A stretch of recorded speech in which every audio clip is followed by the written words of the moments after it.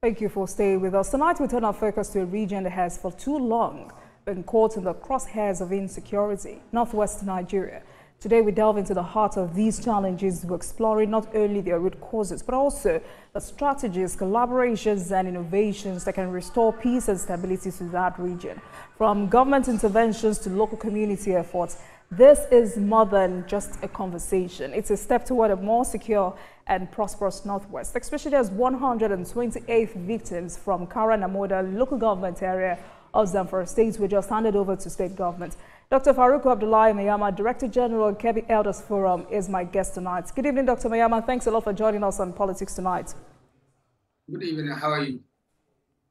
He joins me all the way from Kebbi State. You know, several questions have been asked about banditry's recruitment strategies, command structures, and innovations, or rather motivations for mass casualty attacks in the northwestern region of the country. But recently, your state governor, Nasir Idris, attributed these security challenges to activities of informants and inadequate presence of security personnel. Do you agree with him?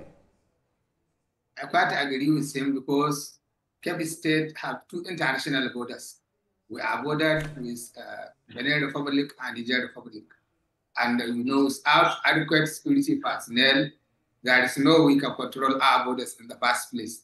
Then internal security itself. Kebbi State is very wide. It's never also about 3 states, Niger State, Zamfara State, and Sokoto states, apart from these international borders. And without adequate security, we have very large landmass, Kebbi State. We also have various communities. And because of lack of adequate security personnel, we cannot man or police these communities adequately.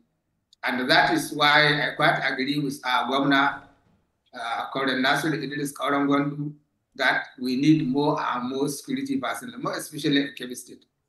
And to his credit, he has made several efforts to get additional police personnel, more especially the mobile police force, as well as the military personnel, in order to be able to secure our own communities, more especially the volatile areas neighboring these international borders.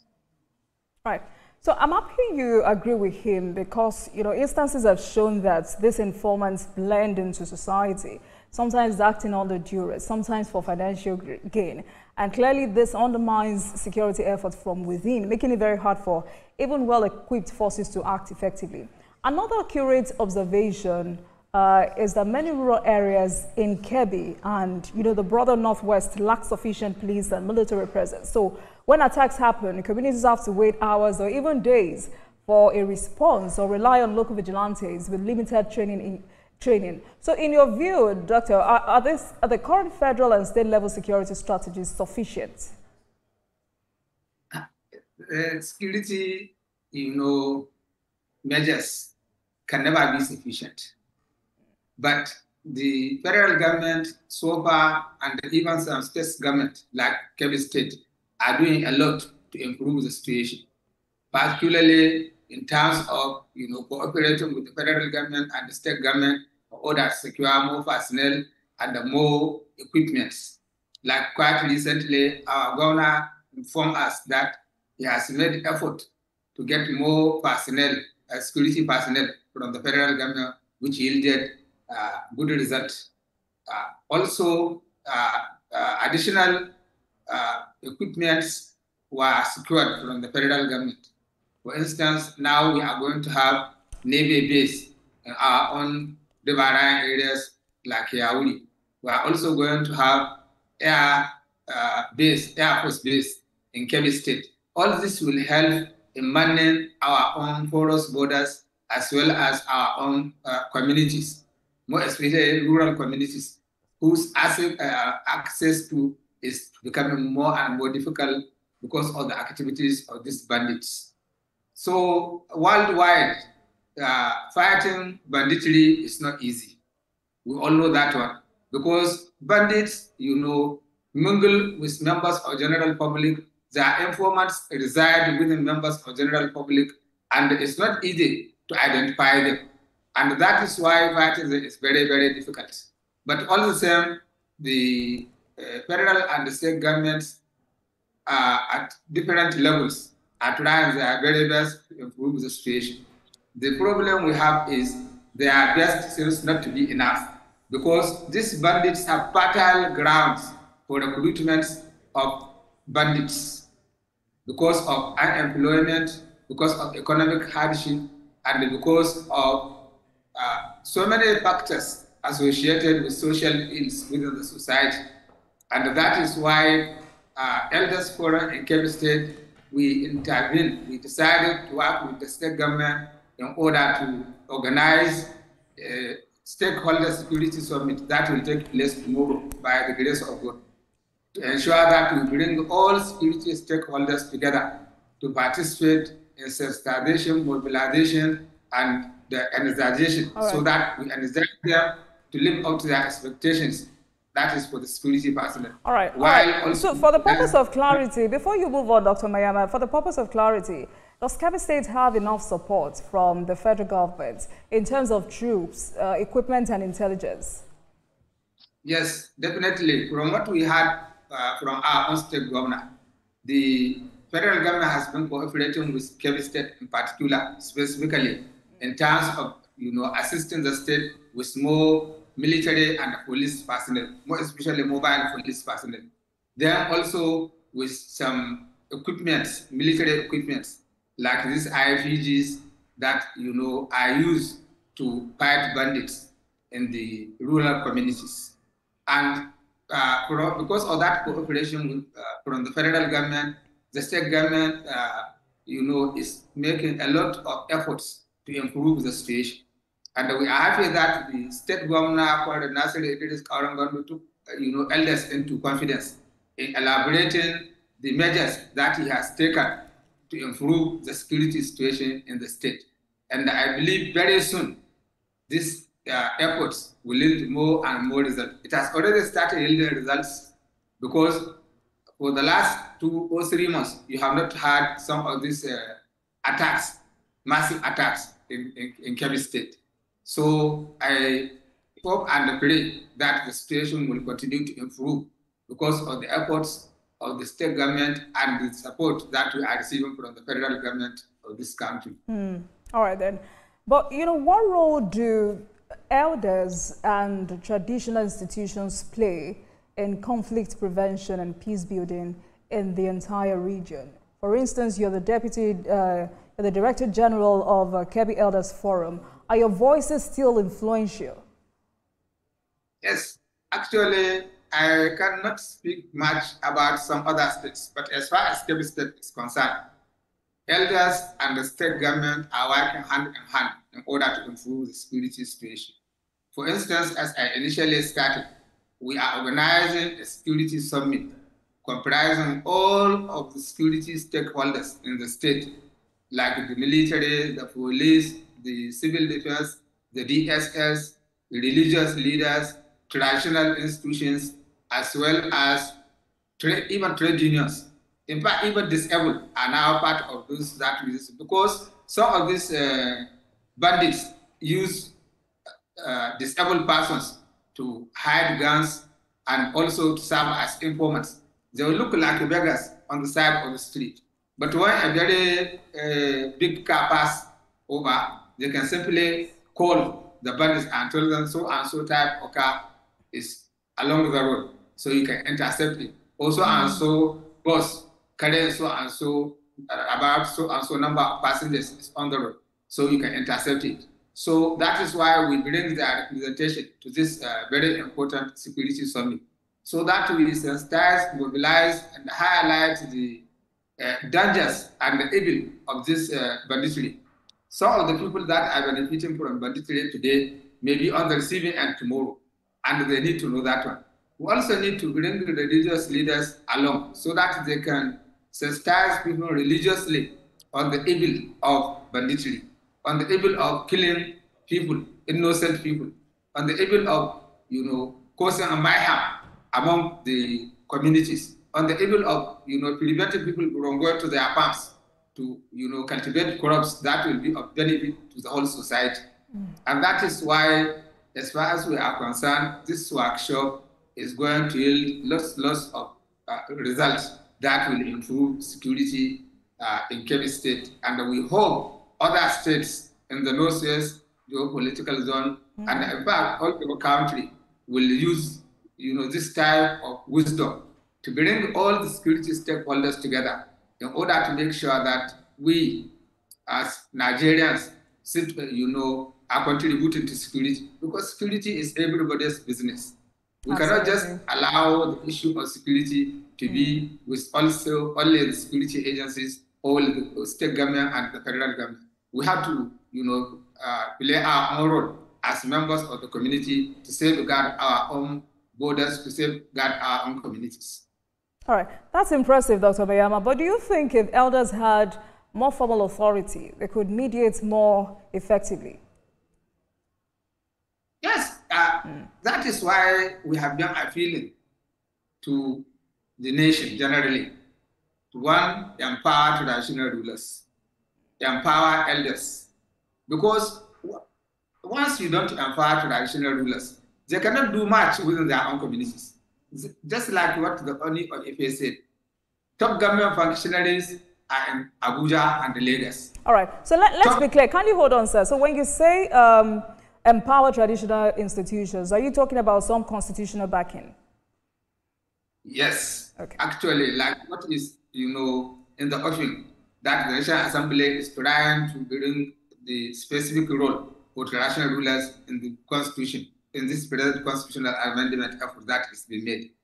We believe that the federal government should encourage the National Assembly to make laws, an act of the National Assembly, and even a constitutional provision for specific and fundamental role was, traditional institutions.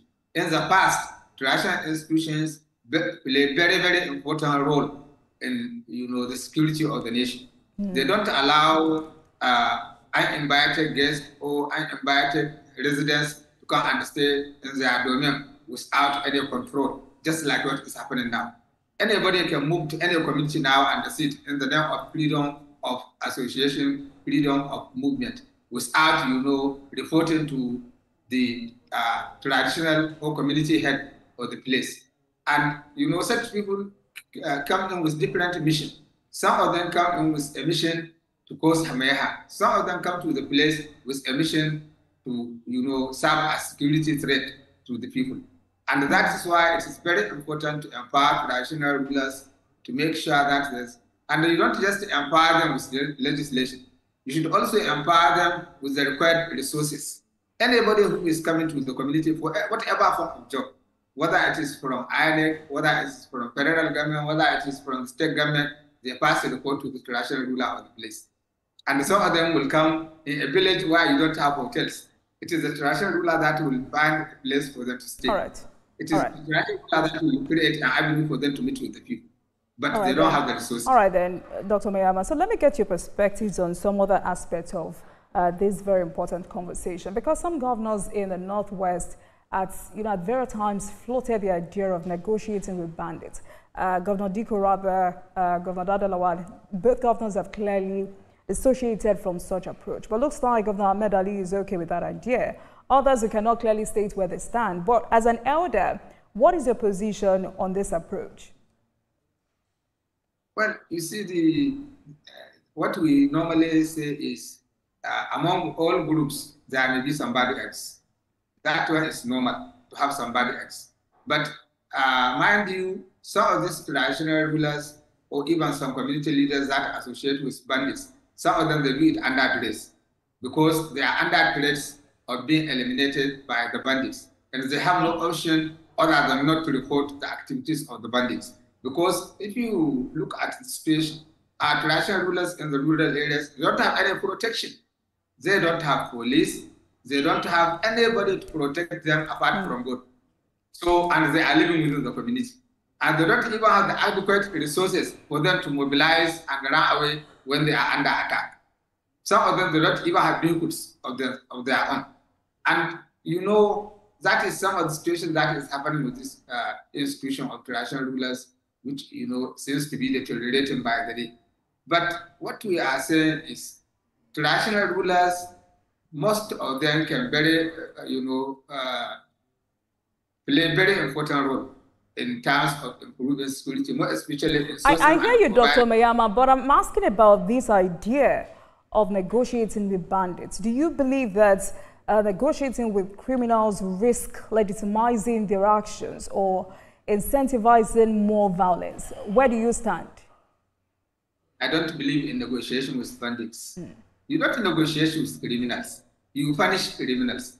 You prosecute criminals. That is what we are not doing in this country. You have seems to be hearing the arrest of so many bandits, but you hear very little about their prosecution and conviction.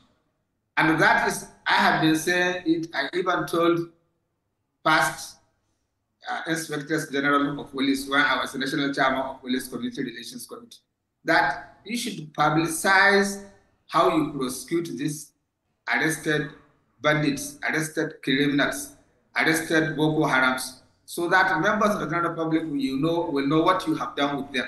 Because if you just keep on arresting and releasing, the situation will be repeating itself. I understand that we have problem with some of the judicial officers that they, release these arrested bandits on bail. I think that we need to make laws that will prohibit, releasing bandits on bail. Why should we release somebody who has killed, who is a mass murderer, who killed people innocently, just like that? He is arrested, taken to court, and released on bail. That is one of the most disheartening situations.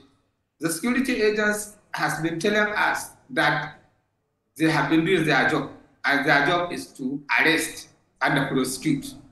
They don't convict, they don't judge. It is the judiciary that judge.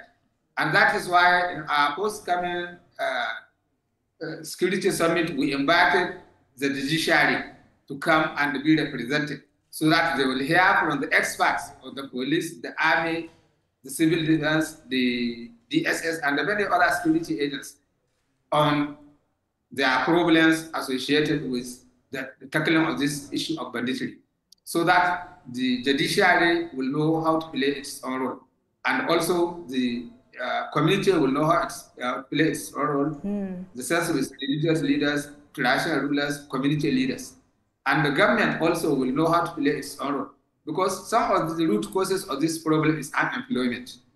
They say an idle mind is the devil's alternative. In Kebbi State, we are happy the governor so far within these 2 years recruited more than 5,000 workers, apart from political appointees. And if all the states within this geopolitical zone are doing the same thing, and also creating opportunities for employment, like establishing industries, we will have more and more people engaged in employment, and they will not participate in this sort of acts of banditry. So I think it is very, very important also to create opportunities for employment of our team youth, because you cannot be having graduates, coming out in thousands by there without employment. All right, Dr. Maiyama, let's stay on that, because you've just said many of the youths involved in banditry and violence are believed to be economically disenfranchised. So for you, what programs or solutions can help redirect them towards more productive paths? Number one is to create opportunities for employment for them. Our states, not many states in this region, are creating opportunities for employment. Unlike some states in the south that are establishing industries, creating opportunities for employment, some of our states in this northeast geopolitical zone are creating little or no employment at all. As governments, only very few governments in this region are employing people. And instead of them to establish industries that can recruit people, not too many states are doing that. Like now, if we recruit 5,000 or more than 5,000 in Kebbi State, Sokoto, the same thing, Zamfara, Kaduna, Kano, and so on and so forth, and they establish industries that can recruit youth, many of them will be in employment. And they may not have the opportunity to even have access to these bandits to be recruited. So, are there any ongoing efforts by the Elders Forum to mentor or engage the youth to prevent further radicalization or involvement in these criminal activities?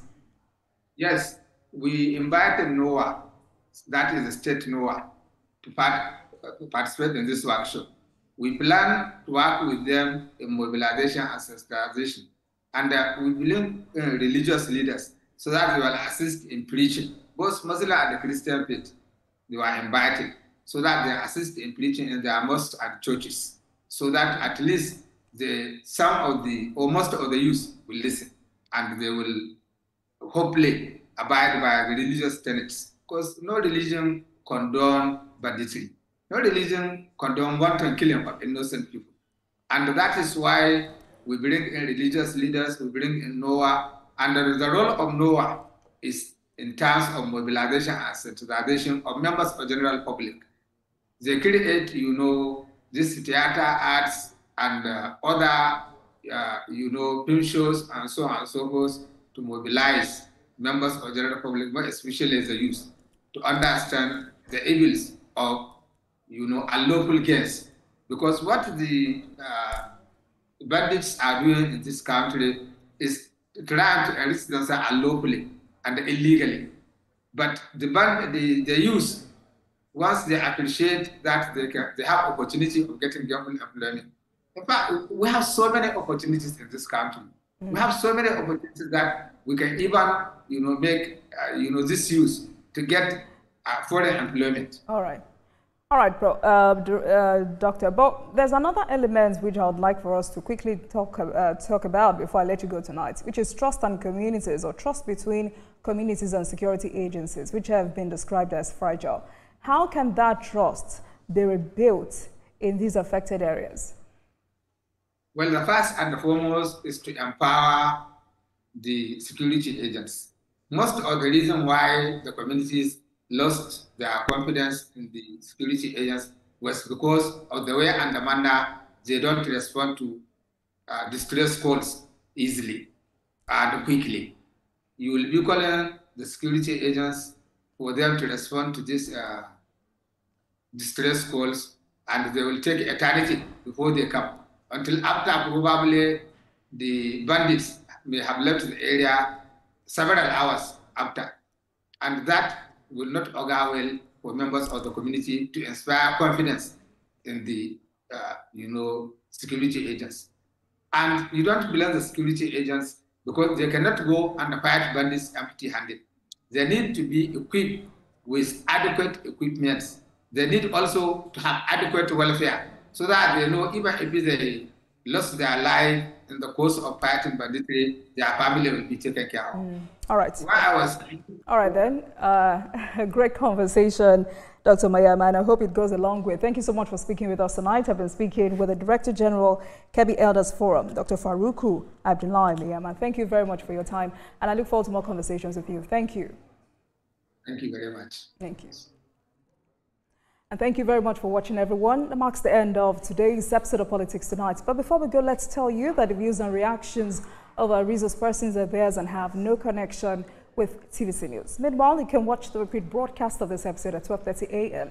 Get in touch with us on our social media handles, Facebook, Instagram, and X at TVC News NG and at Olajumoke using the hashtag Politics Tonight. We're also on YouTube at youtube.com/TVC News NG. I am Olajumoke Olatunji. Good night, everyone.